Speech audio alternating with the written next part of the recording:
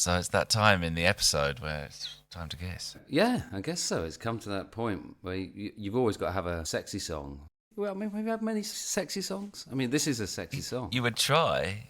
Can't think of many sexy songs. Hang on in there, baby. Yeah, okay. Barlow trying to be sexy. Yeah, really. Or not even trying, just letting Rosie Gaines be sexy and him just egging her on. Yeah, and sort of doing sex but not really wanting to. Yeah. Although he chose it. So, being confused, essentially. This is probably our first explicitly sexual song. Definitely. And it's good to get here because it's got to be a key part of duets. Yeah. I have a column in my spreadsheet that is subject, and sex comes up every now and then, not massively. Most of it is like attraction, devotion, dependence. Sex, yeah, it's there in the duetosphere, and thank God we've got to one. Yeah, I'm surprised it doesn't feature a lot more. I feel like I know some sexy duets, but can't think of any. Can't name them. But I reckon it would be hard to beat this one for dating and trying to go in for the kill or the kiss. Yeah, it's not particularly sexy, but it's about sex.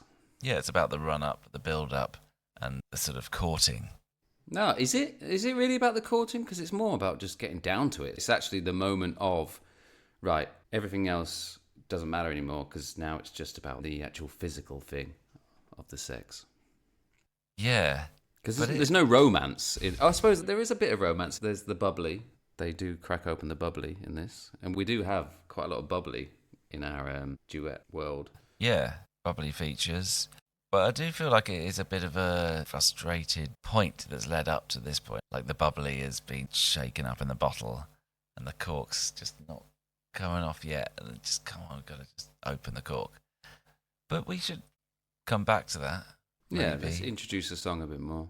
It's 1984 from Fred Schneider's two albums, Fred Schneider and Fred Schneider and the Shake Society. Well, I mean, it's the same album, just re-released. Is it the same album? Yeah. Okay. So it was first released in 1984 and then re-released when the B-52s were on Reprise Records and they had just had a massive hit with Love Shack. So it's produced by John Coté and Bernie Worrell. It was produced by Fred Schneider and Bernie Worrell. John Coté was the songwriter because Fred needs a music writer. Like with B-52s, right. he writes lyrics. And John Coté, but like it says on his website that his name rhymes with Rhodey, so it's John Cody. Cody, okay. He wrote the music and he was a child of a classical pianist. That's what it says on his website. He mastered guitar at a young age, leaving his native state of Maine to study music technology at New York University, where he built his first synthesizer and established Electrox Studios while attending college. Okay. He would go on to become a top model, later entering into a collaborative effort to create the first Stephen King short movie. What, based on a Stephen King book or about Stephen King? John and his mates made a short movie of Stephen King's Boogeyman in 1982, and John Coté composed the music that was on the film, and he also plays attendant number 2. Okay. Bernie Worrell, what do you know about him? Well, Bernie Worrell was from Parliament, Funkadelic. Cool, okay. Also, he was a member of Talking Heads live band around this time. Right. So this is where I think the connection came, getting Bernie in to do the production, because Bernie didn't do much producing. Right. What's his instrument? Oh, he's a fucking synth innovator. Wicked. So he's probably on Stop Making Sense and stuff. Maybe. He's on the film, yeah, he's actually in the film. Okay, yeah, I know what he looks like. And he does the crazy synth solos, making Flippy Floppy and stuff. Like, yeah, you know, like what you hear in G-Funk, that high whistle sound of those whistle synths and stuff. Yeah. He was doing that in Parliament, and that became that G-Funk sound. Yeah, exactly. And also the Moog bass. You know the song "Flashlight" by Parliament. The do do do do do do do do do do do do do do do. Yeah, Yeah. That's him playing synth bass. Mm. And all that pitch play, kind of like kind of stuff. Wobbles and wiggles and... Yeah, and like people go a bit crazy about him, you know, kind of synth purists, musicians in general. Bernie Worrell, fucking hell. Yeah. He had a documentary about him in 2005 called Bernie Worrell on Earth. And you know how in every kind of one of these documentaries, a list of characters go, oh, he was amazing, blah, blah, blah. Yeah. So they had Bootsy Collins on it, and he was like, it's like Jimi Hendrix on keyboards. And then the next guy, Thomas Stanley, author, I always thought of him as the Duke Ellington of electronic keyboards. Yeah. And they just get bigger and bigger. Like, he's as bad as Beethoven, as far as I'm concerned, period. It's like watching Muhammad Ali fight or Michael Jordan dunk a ball. It's that kind of thing. And then the last hyperbolic one. It's like the universe. That's Bernie Worrell. If you could stick a microphone out in the if you could stick a microphone out in the Milky Way, that's what you're going to get. Bernie Worrell.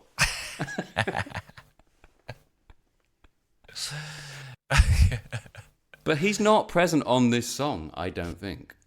No? It lists who's playing what, and he's not listed in this song. I mean, he's a co-producer on the album, and you can hear some of his stylings on other tracks on the album, but not on this song. Okay. It's got a lot of good touches, this tune. Mm. And weird little sounds popping out here and there. Yeah, I mean, it's pretty fun, isn't it? It's pretty fun, yeah. The song starts with a corny keyboard rendition of Peer Gynt. Is it Peer Gynt? Yeah. Yeah. Yeah. And then it kind of goes... And it slows down a bit and then goes... And then... Yeah, it wobbles out. And then that classic 80s drum sound and pattern just kicks in. Rockabilly beat, isn't it? Yeah, comes from that. Very unsophisticated beat. Yeah, there's a lot of 80s tunes that did that. You just imagine these girls in leotards and massive hair and big earrings just dancing to it. Like waving their hair. Like B-52s. Well, yeah, I mean, it does seem like John Cody has just delved into the box of B-52's tricks. It's like Fred's gone, well, I want it to sound like what I sound like, you know, the B-52s. And John Cody's gone, yeah.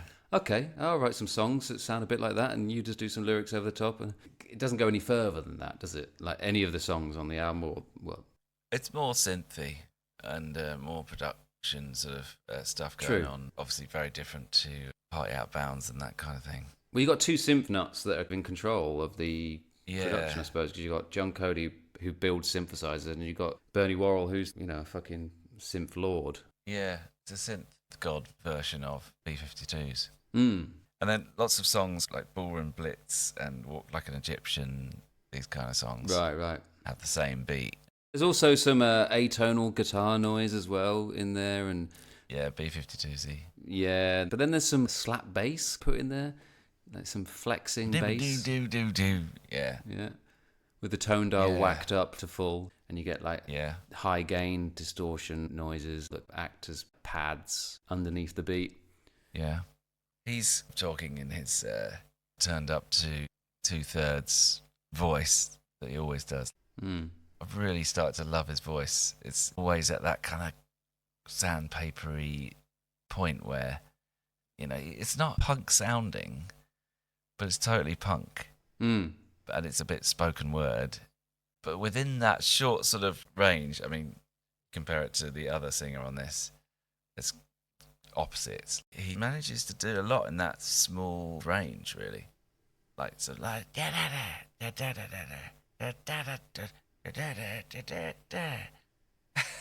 So you kind of like zone in on the lyrics more. Yeah, they're very well pronounced. Yeah, you can understand every word. Single word, yeah. So he starts to talk about how decisions must be made. Mm-hmm. We've known each other for many years.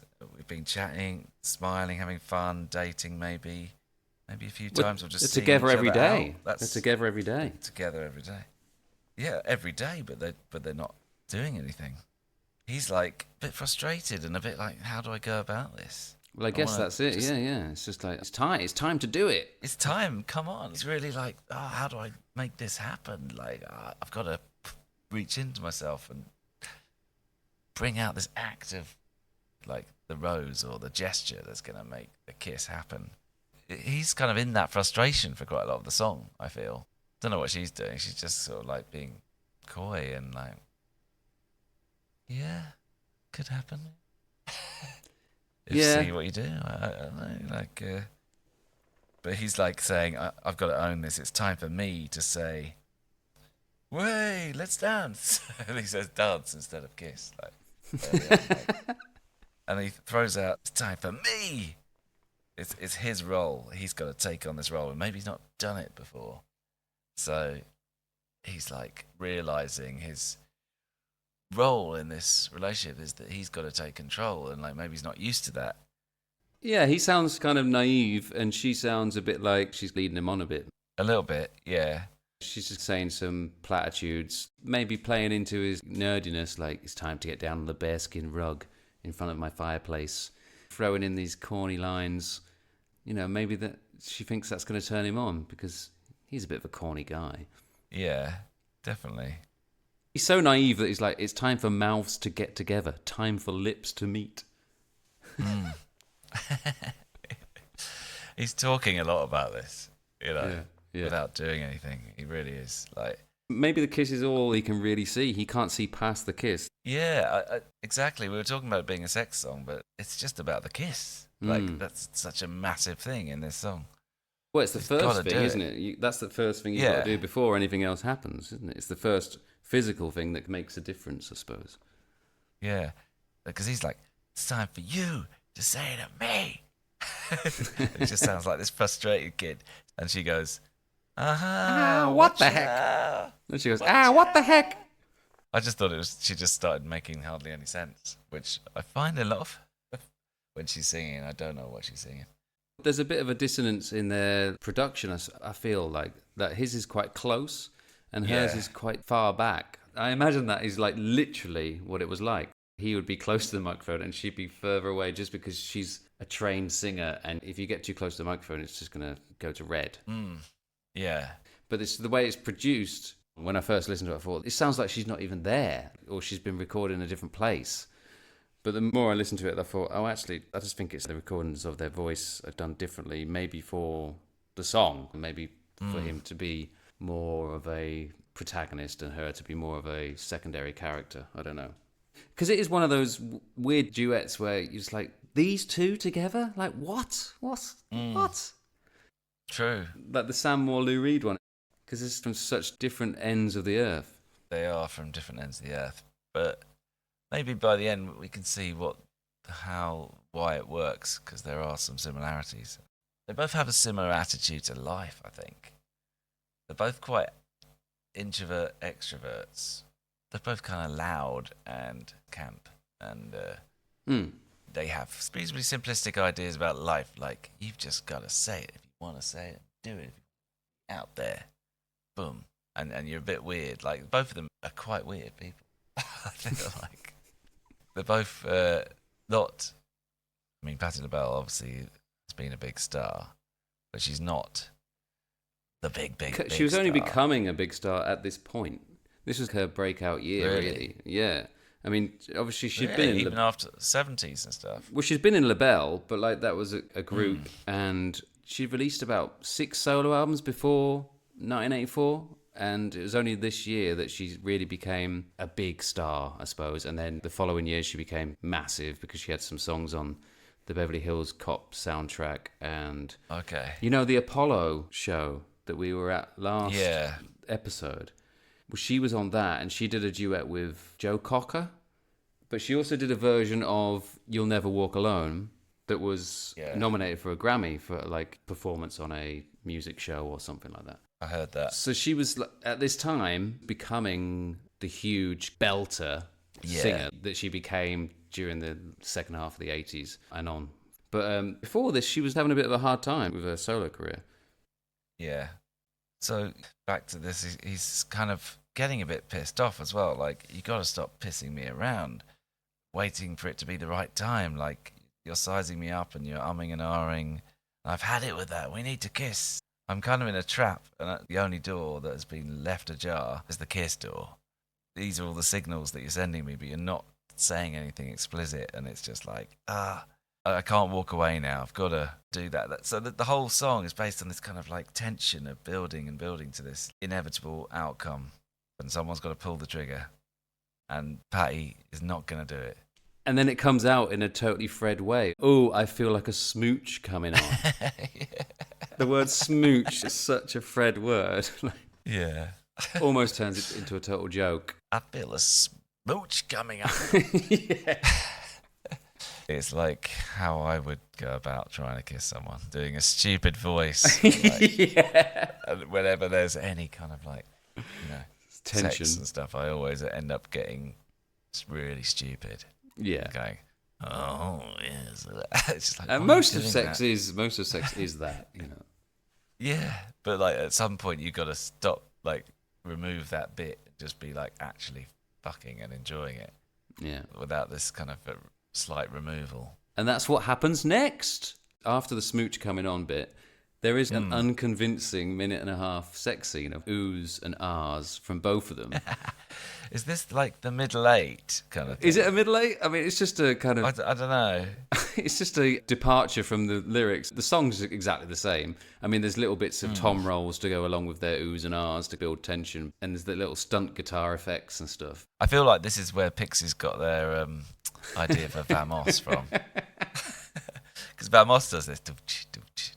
And there's that whole sort of middle eight section with all this kind of noise and stuff happening. And like, So they got the oohs and the ahs, and then they got what you say, Yeah. and like don't stop, and then Fred goes, "Oh, I won't. I got a whole refrigerator full of that stuff." being geeky again. Yeah. Yeah, she's not really making any sort of audible words or sense. Yeah, it's all sort of hysterically executed, squeaky noises, mini ejaculations kind of thing. Yeah. So after the sex scene, Fred comes in with, "This is the point, the turning point around which love revolves. We turn the key, we wind it tight. Let the barriers dissolve. It's time to kiss." The kiss is the key to the real fun. Yeah. And I guess that is the kind of nerdy way of looking at it. Almost like a high school movie or something. That like, oh, if only I could kiss that girl, everything would be better. And that's possibly not the way that Patti saw it. Well, how did she see it? Like, I don't know. I mean, maybe it's just a more insightful kind of, idea of sex rather than A to B to C to D, You've got to have the kiss before you do anything else, and the kiss is everything that unlocks the door. But maybe it's not. It could be something else. It could be a touch. It could be a bit of romance. It could be something else. But he's true. She's a bit more equipped. He's kind of set on this, like you say, he's almost angst about it. Yeah, and he's gay as well. I don't know if he's bi. I don't know. Is this song him imagining kissing a girl? That's why it's so weird. Who knows? Maybe it's just back in the day where you wouldn't do a gay song. It's definitely in those days where you wouldn't do a gay song. Yeah, totally. But it feels like he is talking to a woman in his lyrics. I mean, you could definitely transpose this onto a man. I mean, it doesn't kind of doesn't say true. anything that directly relates to a woman. It's just that other person is being coy. Do you think she's being coy or just playful? She's being playful. She's really not saying anything. She's giving him signals with the eyes and the body and stuff, but not words. He would love to just talk his way into people's pants, I think. Yeah. But that's not the way you can always do it. No. Sometimes you have to be a bit he cooler. He realises there's actions. Yeah, you've got to be cooler, and he's not cool like that. And there's no connection between them. Like, the sex thing in the middle is very performative and camp and non-committal. She thinks it's quite a laugh. Like, yeah, she's having a laugh. It's quite funny. I mean, within the sort of imagined sort of sex life of these two. Yeah, she's probably been like, this guy is funny and weird and kooky. Yeah, right? and like, I'll have sex with him, of go along course. for a night. Yeah. For a night, yeah, maybe, but... Fuck, he's got plenty of bubbly. He keeps opening the bubbly. Like, yeah, I'm having a good time, Happy to be wooed, but like, get on with it. Come on, just kiss me. He's like, I've got to kiss you. It's like, well, kiss me then. Calm down. Like you were saying, about the mixes. He sounds so present. His voice is so white in terms of like how I see colours of music kind of thing. It's like a sheet of sandpaper, textured but one-dimensional. The attack is always turned up. He always sounds kind of like that, which is why he suits being produced by Mr. Sandpaper himself, Steve Albini, on the Just Fred album. Have you heard that? No, but I did find it hilarious that he did a song, it might be on that album, the Nilsson song Coconut. Yeah, the lime and the coconut. Yeah. He fucking plays a guitar in the video and it blew my mind. Like, that is one thing you'd never imagine seeing. Fred Schneider playing a grungy guitar. It was mad. A grungy guitar? No. He was just doing the music of the time, I suppose. Like this, he's doing a kind of synthy, disco-y pop song. Yeah. Steve Albini's dead, isn't he? Yeah. Yeah, he's dead, yeah. What state of what was it called? Decomposure. No. Is he at? This hasn't affected you. You're not in a state of depression. I'm not in any kind of state. No, I'm not in any of the stages. Any of the stages? No. But it was a bit weird that suddenly there was all this stuff about him being a pedo. What? Yeah. Well, I didn't hear that. He was friends with this guy who distributed child pornography and did this album with just sounds of abused girls. What? Yeah. It was around this time in the 80s. What was this when he was in Rape Man? Well, of course, he's got a band called Rape Man, hasn't he? There's no charges against him or anything. There's just quotes. And of course, he's a massive edgelord. Mm. Made some good snare sounds there. He's up there with, Collins, Gabbs. In the snareosphere.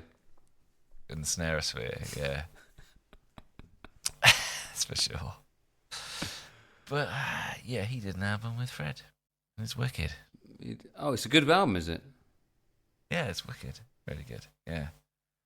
Something in my hog. Put sugar in my hog. Yeah. It really suits him, the post-punk, edgy Steve Albini type thing. Right, because before that was like 96. So before he did that, he did some feats. He wrote a song, Stinky Dinky, with RuPaul. It's about stinky cock. Cock jokes, basically. Yeah. He was kind of doing that already in this album, actually, because this album has got a song called Monster, which was the single. Yeah. And the first line is, there's a monster in my pants. But everything in the song is like kind of like everyone responding to his exhibitionism of his cock negatively. Like, that's basically the whole song. And the video, it does veer into horror, because like Kate Pearson's on the song and she's in the video, and there's a scene where she kind of wakes up and Fred is molesting her on a sofa. It's pretty gross. Right. And like, I feel like he goes a bit further than he would with the B-52s into kind of camp and grossness. And grossness, yeah. And then he also, in 1994, he did a rap on Captain Planet, the TV show. It was like this eco-conscious cartoon for kids. Captain Planet would save the Earth, and it was all about pollution and all this stuff. And this is like always part of Fred's stuff. He's always got a song about eco-destruction. There's one, I think, This Planet's a Mess on this album. Yeah. He kind of got together with Captain Planet, did a rap on the cartoon. How's that? Yeah, I mean, it's fucking shit. Yeah. So he's dipping his wick into stuff like that, and he did dipping his wick. He did a feat with Elvira. Remember Elvira, the monster, old school Hollywood horror kind of camp stuff. I mean, you can't really call him a breakout star from B-52s because he didn't set the charts alight. No, pretty sort of B-list, no, C-list. Because this was like in a break. The B-52s had a break. They did their third album, Whammy, in 1983 in Compass Point Studios. I think they did 3 albums, basically doing the same thing. Do the album, do the tour, then go back to Compass Point Studios, do another album, do blah, blah, blah. So then they had this year off. And I found something that he did in this year off. He was a member of the artist panel at New York's New Music Seminar alongside Africa Bambaataa, Melly Mel, Hall & Oates, and a So I Called Zucchero favourite. Eric Clapton! No! Obviously not. Gabriel. It was in New York. Reed. Lou Reed. Like, imagine him and Lou Reed, because they had Hall & Oates, that's a duo. Put Lou Reed and Fred Schneider together, what would happen? Yeah, I'd like to hear that. Would they butt heads? Because they're kind of similar in a way, aren't they? I think there's a deep sort of dark sort of moroseness about Lou Reed and a kind of total... frivolity. Two sheets to the wind, frivolity to Fred. So doesn't take anything seriously. Lou Reed takes shit seriously. He does. Oh, yeah, God. Just their voices together. Fucking hell. That would be... Yeah. But also what caught my eye was just before the artist panel in this seminar, there was an A&R panel, and the seminar was entitled Picking Them Up and Turning Them Down. Imagine what the fuck they are talking about. Yeah. How to do it well, how to pick them up, make them feel good, and, Yeah, make them feel good. Like, give them an advance on their first record that they have to pay back. So it's nothing on you, Turning them down. And then turn them down. Shit on their dreams. Rip their contracts up in their face. Yeah. Hey. You can't be nice. Can't be nice to them. You've got to give it to them hard and straight so they know. Got to be a ball breaker. Then they're not going to bother you anymore. Yeah. They ain't going to send you demos no more. Hey, No. This is how you don't get any more demos from this band. Yeah. Imagine the conversations that aren't in the seminar, like afterwards when they're like going through their list of people that they've turned down. Like this fucking chick, she came in, she was just fucking, and that ended up being Madonna. Fucking hell, I turned her down. Yeah. Yeah. Yeah. When Monster was released, it didn't actually do too bad. It got to like 25 in the dance chart or whatever. Number 1 was Like a Virgin. So, I mean, you can't compete with that. No. So last episode, when I said Patti LaBelle, instead of getting a wow from you, I got a... Massive erection. I got a... Who? Yeah, because I had no idea. Well, Patti LaBelle, she's got a name. It's the Godmother of Soul. Really? Yeah. Wow. But she's the actual godmother of someone who we've mentioned a couple of times. You've mentioned her stylings as like something that you're not quite... You don't Mariah quite Carey? Like. Yes. Okay. Really? Yeah. Because she likes to separate herself from the idea of the diva. Who does? Patti LaBelle. Now I've got a bit more knowledge about her. Does not want to be called a diva. She says she's got this side to her that is a bit of a diva called Priscilla.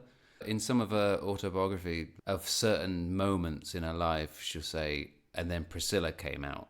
So it's like her kind of alter ego, which is her more feisty, defensive side. Really? Yeah. So Patti LaBelle was known for outrageously expressive vocal performances. She gave birth to Mariah Carey, not just the godmother. Yeah. Performance-wise, Patti is probably our first proper belter. No disregard to Belton. I mean, Rosie Gaines was a bit of a belter, but not to this extent. No. To be honest, I don't think I've ever heard anyone who belts to this extent. Yeah. It's incredible, isn't it? My God. She just likes to let loose and go everywhere. The one you were mentioning, Never Walk Alone. That performance. That and her rendition of Over the Rainbow. She can do incredible stuff with her voice. And she also does incredibly weird stuff with her voice. Weird stuff. When she does this kind of like baby talk bit, where she goes, yeah. Weird stuff that I've never heard anyone do. it's almost like sort of self-help, although she does run a self-help podcast or something now. But it's almost like that psychological stuff that we talked about earlier. Well, like primal screaming kind of stuff. Gabriel kind of stuff. Mm. Mad and animalistic as yeah. Kind of thing. But she kind of reins it in. She lets it out for a second, and then she comes back into the song, comes into like a crystal note. It's incredible the way she goes between the two characters. I don't know how to explain it other than like maybe not baby talk, but maybe a mum talking to a baby. Mm. Is that the same thing? Would you call that baby talk? Yeah. Is baby talk the baby talking, or someone talking like a baby? Is someone talking like a baby, isn't it? Yeah. It's talk involving babies. Okay. Technically. But it's at that point of her voice where it's got so high. She can go so high and like get some like raspiness in her voice at that pitch. And that's where it's like super crazy. Yeah. And I'm still grappling with it, to be honest. Like at that point where I can't access it in terms of enjoyment that much. And the song's just kind of like, okay, here's the verse. And then it's sort of like, lost the song, taking it off completely somewhere else. But that is something I think that has plagued her, is that she's never really had a really good song. Apart from Lady Marmalade, maybe. Yeah, I guess there's Lady Marmalade, but like one of the duets that got me into this whole idea was one of her duets. Which is it On My Own? Yeah, On My Own. Yeah. With Michael McDonald. Yes. Which is just like fucking incredible.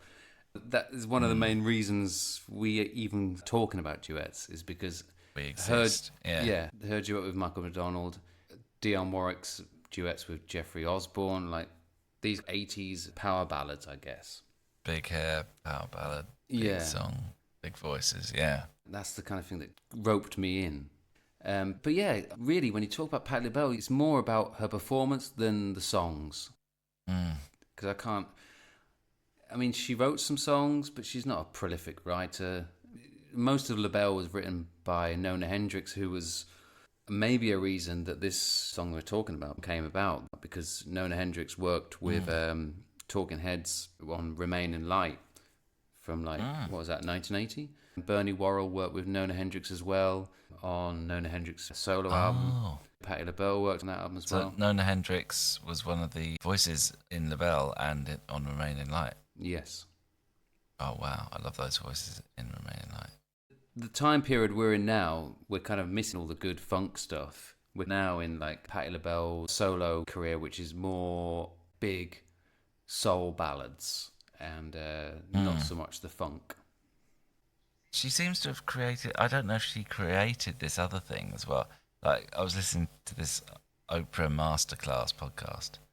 Oprah Winfrey, obviously, like, introduces her, and then it's just her talking, and they cut out all the sort of questions from Oprah, or whether she just asked one, and then Patti just takes it. Like, my life at the moment is so great, and I just think of this, and yeah, all my family died when they were 44, and then I was 45 with nobody, and I'm just still happy, and I'm blessed every day. And she's obviously like religious, and well, her autobiography is called "Don't Block the Blessings." Okay, cool. Her voice is a blessing. Well, no, I think it's more about like success. Don't block the blessings, as in don't be embarrassed about your success. It's kind of a weird veering from the Christian principles. I don't know, because Christian principles are normally like you should be meek, and you should have not too much, and you should enjoy the minimal. Old school, old religion. Very different from the evangelical thing. Embrace money and embrace riches. God has given you this money. Yeah, exactly. God has given you this success. If you've been given this, then you should take full advantage of it. Yeah, because you have been chosen to have this. Yeah, that's the way she's sort of talking on this podcast, basically. She's sort of just talking like she's so enraptured by life. And she talks about, like, at first she was just a shy kid, and someone said you should go and sing with the choir, and then singing teacher just said, "You do the solo," and I did the solo, and everybody was just like, "Oh my God, it's incredible!" And I was like, "Wow, I like that applause. I got a standing ovation," and I learned that I love standing ovations, and this is a blessing to me. She just wants them. Yeah, it's honest. And it's honest. Yeah, she talks about honesty and being honest about liking this stuff, and that's part of what gets her through life. And she gets them. Fucking hell. She gets them, yeah. This year, like 1984, she did 2 duets with Bobby Womack. One of them was quite a big hit. And then going into 85, she did the Motown with Joe Cocker, and she basically becomes a fucking go-to duet partner. Since I've been like looking into her, she has become the biggest duet partner in the duet matrix. Really? She's now ahead of Elton John and Stevie Wonder. What? Yeah. In amount of duets? In amount of duets that I found, yeah. Wow, so your next choice could go anywhere. Exactly. Remember when I said in the first episode that there was a bottleneck? This is the bottleneck that we went through. Kate Pearson, Fred Schneider. Then from Fred Schneider to Patti, the whole universe just opens up. And there's like so many different routes. Wow. But there's only one route to get there in SICZ. Cool. We should do that. Yeah. Huge bottleneck opened up and then closed immediately because of our good old rules. We can zero it in with our rules, yeah. Yeah. The way she talks on this opera thing, the sound of her voice, it's like she's still sort of singing it. Like there's these techno mix, often from around 2000s or something, where they have like samples of black women talking. Mm-hmm. Really soft, and I did this, and I just wondered that maybe this could happen. Or like self-help kind of like exercise music or something. Kind of. Yeah.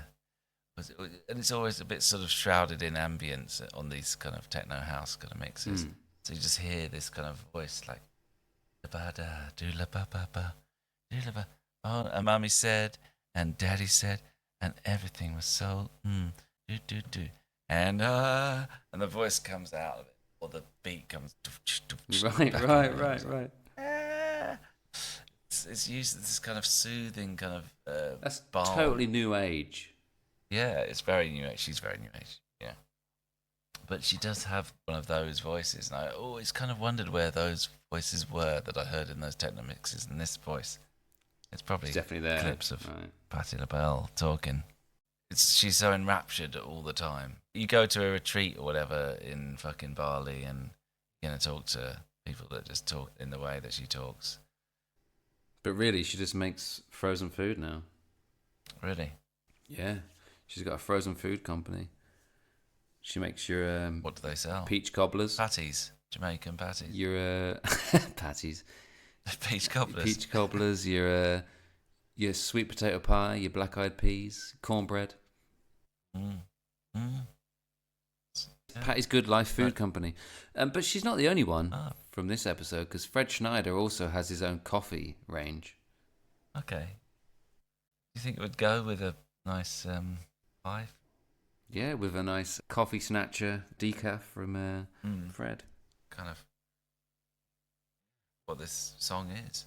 It's a big piece of pie and a little decaf coffee. What do you think of this as a duet? I think it's cool. It's pretty good. It has a good story and narrative, like I've been saying. Him as a sort of stunted guy trying to get into somebody's pants.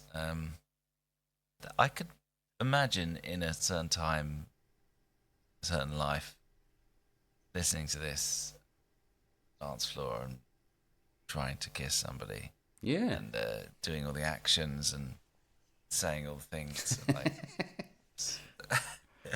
acting the sort of. And then saying bubbly, and then just like knowing that you fucked it up. Yeah. And it all being a bit of a laugh. Yeah, it's sex is fun, man. Sex is fun. Well, that's the whole beef Ethos, yeah. Ethos, yeah. It's silly. So, we'll say goodbye to Fred then. Yeah, bye, Fred. Thank you. I don't think we'll ever see you again, talk about you again. I mean, might talk about you. We always talk about our alumni. But yeah, for now, you're gone. Yeah, bye, Fred. And hello. Hello, who? Well. Hello, who? From one diva of one kind to another diva of another she kind. Wouldn't want to be called diva. Oh, sorry. Yeah. Oh, God. Edit that. Witches with a capital D. From one performer of great moral substance to another performer of great moral substance, we're going female, which is always good. It's a big one. It's a big one. Really? Yeah, it's huge. And we're going down south. Should I try and guess? Yeah. Down south, you say? Yeah. We're going into the hills. Into the hills? Down south? What hills are there down south? No hills. You don't have to go too down south. We're not on the bayou. Because she's Philadelphia. She's northern, yeah. Patti, yeah. I don't know, tell me. Dolly Parton. Really? Shitting fucking... Oh, good. Shitting fucking good. Oh, I wanted to get to her. Rev for this. Revved, totally revved. Can't wait to do this next week. I'll get on researching and... See you in 7 days. See you in 7 days. Beautiful. Okay, well, done. Okay, good. Stuff, everyone. That's a wrap. Hooray. I'll just pop a new bottle of bubbly.